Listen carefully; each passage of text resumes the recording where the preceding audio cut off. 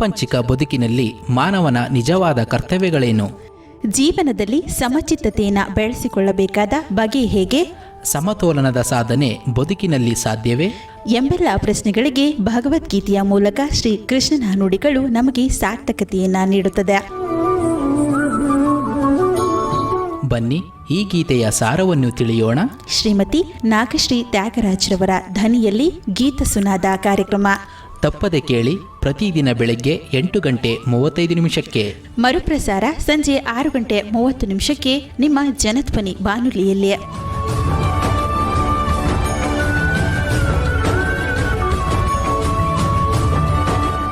ಓಂ ಶ್ರೀ ಕೃಷ್ಣಾಯ ನಮಃ. ಜನಧ್ವನಿಯ ಸಮಸ್ತ ಶ್ರೀಕೃಷ್ಣನ ಭಕ್ತರಿಗೆ ನಮಸ್ಕಾರಗಳು. ಗೀತಾ ಸುನಾದದ ಇಂದಿನ ಕಾರ್ಯಕ್ರಮದಲ್ಲಿ ನಾವು 2ನೆಯ ಅಧ್ಯಾಯವಾಗಿರುವ ಸಾಂಖ್ಯ ಯೋಗದ 58ನೆಯ ಶ್ಲೋಕದ ಬಗ್ಗೆ ತಿಳಿದುಕೊಳ್ಳೋಣ. ಯದಾ ಸಂಹರತೆ ಛಾಯಂ ಕೂರ್ಮೋಂಗಾನೀವ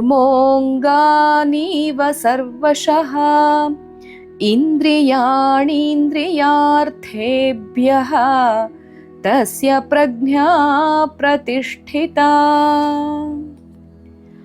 ಆಮೆ ಹೊರಗಿರುವ ತನ್ನ ಅಂಗಾಂಗಗಳನ್ನೆಲ್ಲ ಹೇಗೆ ಒಳಗೆ ಸೆಳೆದುಕೊಳ್ಳುವುದೋ ಹಾಗೆ ಇವನು ತನ್ನ ಇಂದ್ರಿಯಗಳನ್ನು ಅವುಗಳ ವಿಷಯ ವಸ್ತುವಿನಿಂದ ಯಾವಾಗ ಸೆಳೆದುಕೊಳ್ಳುವನೋ ಆಗ ಇವನ ಪ್ರಜ್ಞೆ ಸ್ಥಿರವಾಗುವುದು ಎಂಬ ಅಂಶವನ್ನ ಇಲ್ಲಿ ಕೃಷ್ಣ ತಿಳಿ ಹೇಳ್ತಾ ಇದ್ದಾನೆ.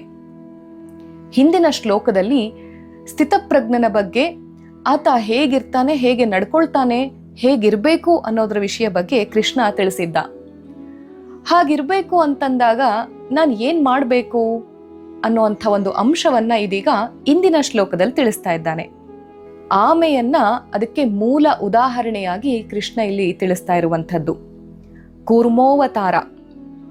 ಆಮೆ ನೀರಿನಲ್ಲಿ ವಿಹರಿಸುತ್ತಿರುವಾಗ ಕೈಕಾಲುಗಳನ್ನೆಲ್ಲ ಹೊರಗೆ ಚಾಚಿ ಅದರಲ್ಲಿರುವಂತಹ ಆಹಾರಗಳನ್ನ ತೆಗೆದುಕೊಳ್ತಾ ಇರ್ತದೆ.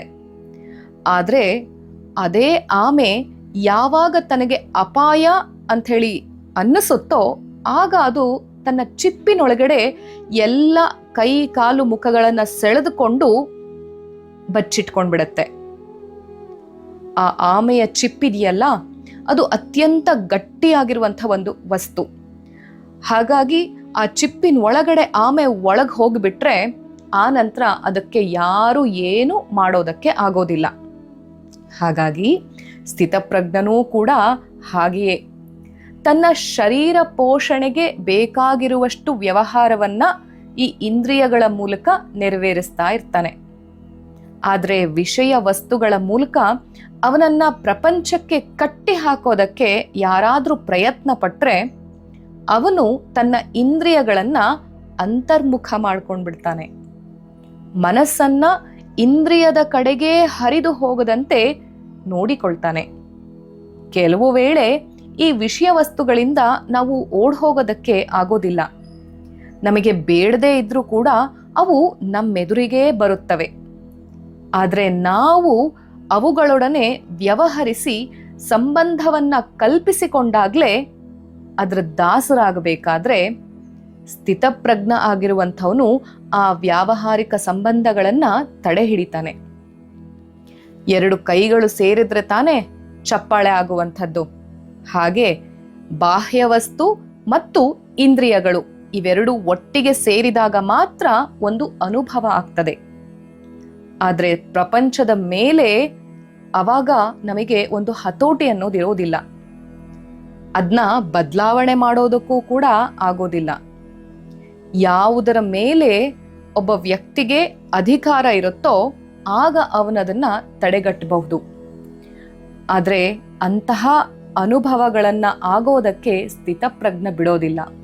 ಯಾಕಂದ್ರೆ ಸ್ಥಿತಪ್ರಜ್ಞನ ಇಂದ್ರಿಯಗಳೋ ಅವನ ಆಜ್ಞಾನುಸಾರವೇ ವರ್ತಿಸ್ತದೆ. ಒಳ್ಳೆಯ ಚಾಲಕ ಆಗಿರುವಂಥವನ ಕಾರು ಎಷ್ಟು ವೇಗವಾಗಿ ಹೋಗಬೇಕು ಅನ್ನೋದು ಚಾಲಕನಿಗೆ ಗೊತ್ತಿರತ್ತೆ.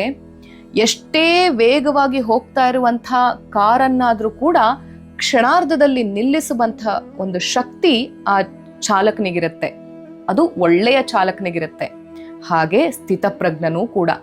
ಒಬ್ಬ ವ್ಯಕ್ತಿ ತನ್ನ ಇಂದ್ರಿಯಗಳು ಎಷ್ಟೇ ವೇಗವಾಗಿ ಈ ಪ್ರಾಪಂಚಿಕ ಬದುಕಿನಲ್ಲಿ ಸಾಗ್ತಾ ಇದ್ರು ಕೂಡ ಅದಕ್ಕೆ ಯಾವಾಗ ಅಪಾಯ ಆಗತ್ತೋ, ಯಾವಾಗ ತನ್ನ ಸ್ಥಿತಪ್ರಜ್ಞತೆ ಅಲ್ಲೋಲ ಕಲ್ಲೋಲವಾಗಿ ವ್ಯತಿರಿಕ್ತವಾಗುತ್ತೆ ಅನ್ನೋದು ಯಾವಾಗ ತಿಳಿದುಕೊಳ್ತಾನೋ ಅವಾಗ ತನ್ನ ಇಂದ್ರಿಯಗಳನ್ನೆಲ್ಲ ಕ್ಷಣಾರ್ಧದಲ್ಲಿ ನಿಲ್ಲಿಸಿ ಅದನ್ನ ಆಜ್ಞಾನುಸಾರ ತನ್ನ ಹತೋಟಿಗೆ ತೆಗೆದುಕೊಂಡು ತನ್ನ ಒಡೆತನದ ಮೂಲಕ ಇಂದ್ರಿಯಗಳನ್ನೆಲ್ಲ ನಿಶ್ಶಬ್ದಗೊಳಿಸ್ತಾನೆ. ಅದು ಒಬ್ಬ ಸ್ಥಿತಪ್ರಜ್ಞನ ಒಂದು ಲಕ್ಷಣ. ಹಾಗೆ ನಮ್ಮ ಪ್ರತಿಯೊಬ್ಬರಲ್ಲಿಯೂ ಕೂಡ ಒಂದೇ ಅರಿವಿನ 5 ನಿರ್ದಿಷ್ಟವಾದಂತಹ ಕಿರಣಗಳು ಹೊರಗೆ ಹಾದು ಬಾಹ್ಯ ಪ್ರಪಂಚದ ಸಂಪೂರ್ಣ ಜ್ಞಾನವನ್ನ ನಮಗೆ ಕೊಡುತ್ತದೆ. ಈ ಇಂದ್ರಿಯಗಳು ಅಂತಂದ್ರೆ ಪಂಚೇಂದ್ರಿಯಗಳು: ಕಣ್ಣು, ಕಿವಿ, ಮೂಗು, ಬಾಯಿ ಮತ್ತು ಚರ್ಮ. ಈ 5 ಇಂದ್ರಿಯಗಳನ್ನ ನಾವು ನಮ್ಮದೇ ಒಡೆತನದಲ್ಲಿ ನಾವು ಇಟ್ಕೊಳ್ಬೇಕು ಅನ್ನುವಂಥದ್ದು ಈ ಒಂದು ಶ್ಲೋಕದ ಒಂದು ತಾತ್ಪರ್ಯ. ಯಾಕೆ ನಮ್ಮ ಒಡೆತನದಲ್ಲೇ ಇಟ್ಕೊಳ್ಬೇಕು ಅಂತಂದ್ರೆ, ಯಾವುದೋ ಒಂದು ವಸ್ತುಗಳನ್ನ ನಾವು ನೋಡ್ತಾ ಇರ್ತೇವೆ, ಯಾವುದೋ ಒಂದು ಘಟನೆಗಳನ್ನ ನಾವು ಕಾಣ್ತಾ ಇರ್ತೇವೆ. ಆ ಘಟನೆಗಳು ನಮ್ಮಲ್ಲಿ ಒಂದು ಮೋಹವನ್ನ ಉಂಟು ಮಾಡ್ತಾ ಇದ್ರೆ ಅಥವಾ ನಮ್ಮಲ್ಲಿ ಒಂದು ಆಸೆಯನ್ನ ಅಂಕುರಿಸ್ತಾ ಇತ್ತಂತ ಅಂದ್ರೆ ಅದು ನಮ್ಮ ಬದುಕಿಗೆ ಒಂದು ನಿರಾಸೆಯನ್ನ ಮುಂದೆ ತರುವಂಥ ಒಂದು ಘಟನೆ ಆಗ್ಬಹುದು. ಆಗ ಕಣ್ಣು ತನ್ನ ನೋಡುವಿಕೆಯನ್ನ ನಿಲ್ಲಿಸ್ಬಿಡಬೇಕು. ಕೇಳುವಿಕೆಯಲ್ಲಿ ಒಂದು ಪುಷ್ಟಿ ಕೊಡುವಂಥವೋ ತುಷ್ಟಿ ಕೊಡುವಂಥ ಒಂದು ಆಧ್ಯಾತ್ಮಿಕ ವಿಚಾರಗಳನ್ನ ಕೇಳ್ತಾ ಇದ್ದಾಗ ಮನಸ್ಸು ಒಂದು ತಹಬದಿಯಲ್ಲಿರುತ್ತೆ. ಅದೇ ಕಿವಿ ಎಂಬ ಇಂದ್ರಿಯದ ಮೂಲಕ ಬೇರೆ ಯಾವುದೋ ಆಸೆ ಆಕಾಂಕ್ಷೆಗಳ ಅಥವಾ ಕೆಟ್ಟ ವಿಚಾರಗಳನ್ನ ಕೇಳ್ತಾ ಇದ್ದಾಗ ಇಂದ್ರಿಯಗಳನ್ನ ನಾವು ನಿಲ್ಲಿಸಬೇಕು. ಅದೇ ರೀತಿ ಮೂಗು, ಅದೇ ರೀತಿ ಬಾಯಿ, ಅದೇ ರೀತಿ ಈ ಚರ್ಮ. ಈ ಎಲ್ಲ ಇಂದ್ರಿಯಗಳನ್ನ ಪ್ರಾಪಂಚದ ಮನಸ್ಸಿಗೆ ನಾವು ಇಟ್ಕೊಳ್ಬೇಕು. ಆದ್ರೆ ಎಷ್ಟು ಈ ಶರೀರವನ್ನ ಕಾಪಾಡಿಕೊಳ್ಳುವುದಕ್ಕೆ ಮತ್ತು ಪೋಷಣೆ ಮಾಡಲಿಕ್ಕೆ ಎಷ್ಟು ಈ ಇಂದ್ರಿಯಗಳನ್ನ ಬಳಸ್ಕೊಳ್ಬೇಕೋ ಅಷ್ಟನ್ನು ಮಾತ್ರ ಬಳಸ್ಕೊಳ್ಬೇಕು. ಮಿಕ್ಕಿದಂತೆ ಪ್ರಚೋದನೆ ಕೊಡುವಂತಹ ಯಾವುದೇ ವಿಷಯ ವಸ್ತುಗಳಿಗೆ, ಪ್ರಸಂಗಗಳಿಗೆ, ದೃಷ್ಟಾಂತಗಳಿಗೆ ಮತ್ತು ಸಾದೃಶ್ಯಗಳಿಗೆ ನಾವು ಇದಕ್ಕೆ ತಡೆ ಒಡ್ಡಬೇಕು. ಆಗ ಈ ಒಂದು ಇಂದ್ರಿಯಗಳು ನಮ್ಮದೇ ಮುಷ್ಟಿಯಲ್ಲಿದ್ದು, ನಮ್ಮದೇ ಹತೋಟಿಯಲ್ಲಿದ್ದು, ಕೂರ್ಮನ ರೀತಿ, ಆಮೆಯ ರೀತಿ ನಾವು ಒಂದು ಕಪ್ಪೆ ಚಿಪ್ಪಿನ ಗೂಡಿನೊಳಗಡೆ ಅಥವಾ ಆಮೆ ಚಿಪ್ಪಿನ ಗೂಡಿನೊಳಗಡೆ ಸದೃಢರಾಗ್ತೇವೆ. ಆಗ ಹೊರಗಿನ ಯಾವುದೇ ಪ್ರಾಪಂಚಿಕ ವಸ್ತುಗಳು ನಮ್ಮನ್ನ ಅಲುಗಾಡಿಸುವುದೂ ಇಲ್ಲ, ತೊಂದರೆಯೂ ಕೊಡುವುದಿಲ್ಲ. ಆ ಮೂಲಕ ನಮಗೆ ಯಾವುದೇ ಅಪಾಯವೂ ಕೂಡ ಬರುವುದಿಲ್ಲ. ಹಾಗಾಗಿ ತನ್ನ ಇಂದ್ರಿಯಗಳನ್ನ ತನಗೆ ಬೇಕಾದಾಗ ಅವುಗಳ ಕ್ಷೇತ್ರದಿಂದ ಒಳಗೆ ಎಳೆದುಕೊಳ್ಳಬಲ್ಲಂತಹವನೇ ಸ್ಥಿತಪ್ರಜ್ಞ ಅಂತ ಹೇಳಿ ಕೃಷ್ಣ ಅರ್ಜುನನಿಗೆ ತಿಳಿಸ್ತಾ ಇರುವಂತದ್ದು. ಇದಕ್ಕೆ ಮುದ್ದುರಾಮ ಏನ್ ಹೇಳ್ತಾನೆ ಕೇಳೋಣ ಬನ್ನಿ. ಬಾರದುದ ಬೇಕೆನದೆ ಬಂದುದಕ್ಕೆ ಸುಖಿಯಾಗು, ಬಾರದುದ ಬೇಕೆನದೆ ಬಂದುದಕ್ಕೆ ಸುಖಿಯಾಗು, ಅನುಸರಿಸು ನಿಷ್ಠೆಯಲಿ ಸಾಕು ನೇಮವನು,